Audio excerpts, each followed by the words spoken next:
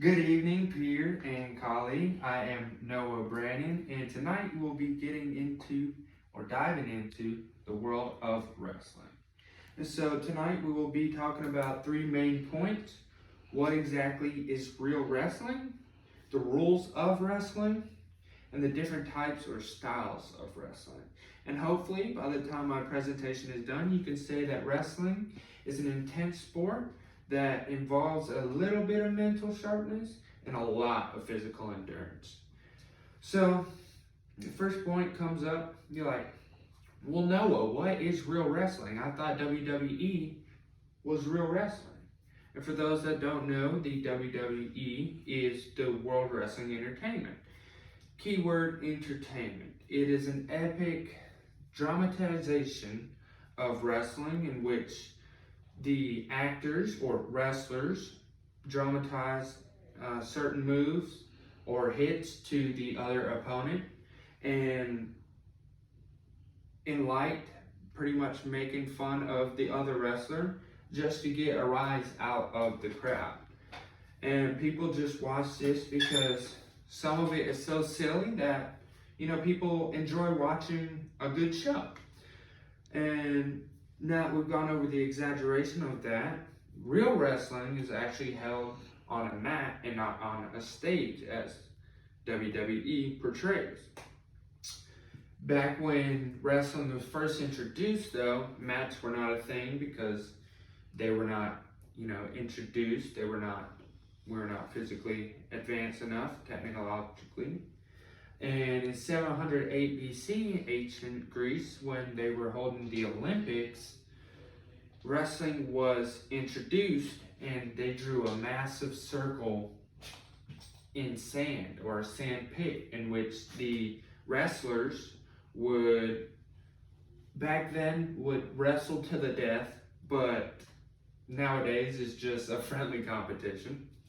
And it has appeared in all of the Summer Olympics except 1900, in which the people that designed the event or planned it was just like, no, I don't think we'll have wrestling this year. They didn't think it was necessary. So they recently tried to get rid of it though, but thanks to a lot of management change and business changeovers, we got wrestling put back into the 2020 Olympics, the Summer Olympics, and upcoming ones from now on.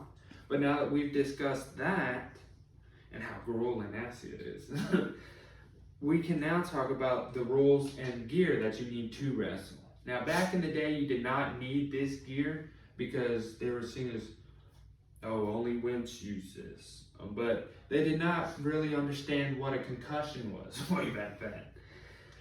But now we can get into moves and scoring, because it's hand in hand. Okay, so in order to score, you have to perform moves.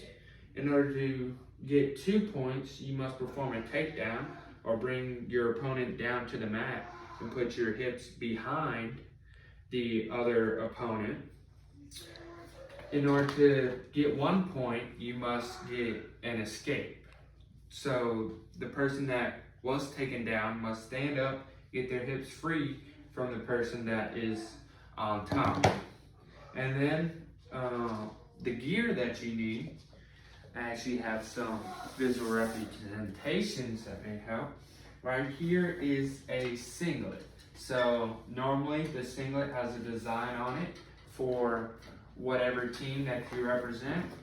Now this team, they would have maybe some blue stripes on them for them to represent maybe the Dodgers or the Racers, the checkered line. You have the choice between the singlet or the doublet, which that is a one piece. This is a two piece in which a form-fitting shirt is tucked into some compression pants or shorts as portrayed right there, and which gives you pretty much unlimited and unrestricted access to your moves and so you can perform. You must also have a headgear to protect you from concussions or any damage to the ears, because when you go snap somebody down to the mat or you go and throw them, you're being aggressive with them. Any slap to the ears can cause a concussion or, temporary deafness. But you must also have wrestling shoes to have a good grip onto the mat so you can perform whatever moves that you're doing in whichever style. If you would like to look at that. Now the shoe is designed where there's violations where if you do not have your shoes tied or any of your gear together when you go to the mat, you can get points deducted or even be disqualified for not having your shoelaces secured away. So on here, they have little pockets for the laces, and then even on some shoes, they have the strap to secure the lace pockets. So now that we've covered that, we can go over the different styles of wrestling.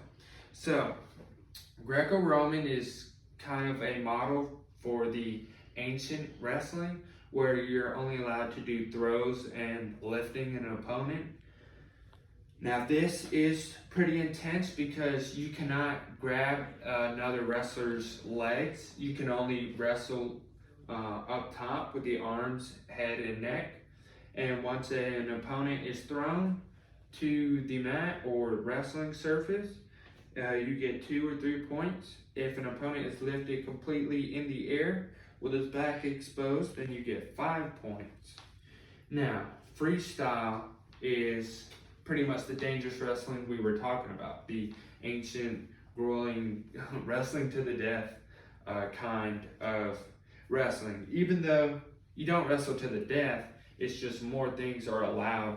So something that may have been illegal for you to do in Greco-Roman, such as grab the legs, you can do in freestyle.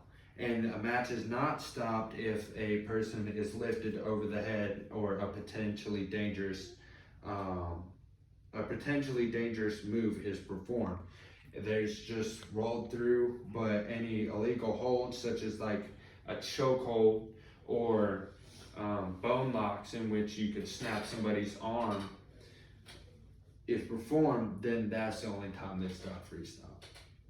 But the basic style of wrestling is folk style. So you see this at the collegiate level, high school level, and even at the Olympics, the Summer Olympics.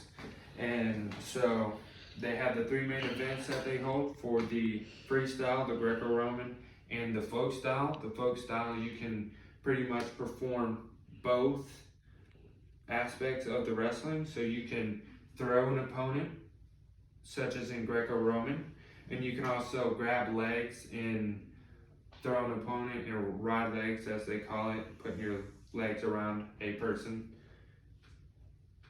to wrestle, and that is folk style.